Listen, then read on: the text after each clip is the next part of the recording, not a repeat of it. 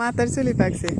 কোনো গ্রাম যদি পিওর গ্রাম থাকে এই হচ্ছে আমগো বাড়ি, পিওর গ্রাম, মাটির রাস্তা, একদম পিওর মাটি। তারপরে হচ্ছে এই নদী, ওগল খেত, দুই পাশে গাছ, অ্যান্ড বাড়ি আছে। এক পাশে হচ্ছে নদী আর এক পাশে মানুষ বসবাস করে। অ্যান্ড এগুলো হচ্ছে একদম পিওর মাটি, এর তো কোনো বালু নেই। রোহিঙ্গা যারে বলে রোহিঙ্গা না, এরকম স্থানীয় বাঙালি যারা কাদামাটিতে বসবাস করে, বালির সাথে কোনো সম্পর্ক নেই। হ্যাঁ,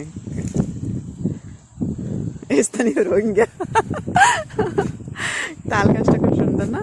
আগে তাল গাছ ছিল অনেক, এখন খুব কম। দুই একটা তাল গাছ। ওগুল খেতে ফস হয়ে গেছে। এই ওগুল খেতে এগুলো এই নলি উড়ায়, নলি উড়াই মানুষ ইয়ে খায়। নদী সেরে আবার মনে হচ্ছে একটা কাছে উড়াই শিকড় আনতে। হ্যাঁ, আমিও দেখছি। কোনো সময় খাই রে, অথচ এই ওগুলের সাথে বসবাস আমাদের ছোটবেলা থেকে। এই ওগুল ব্যবসা করে।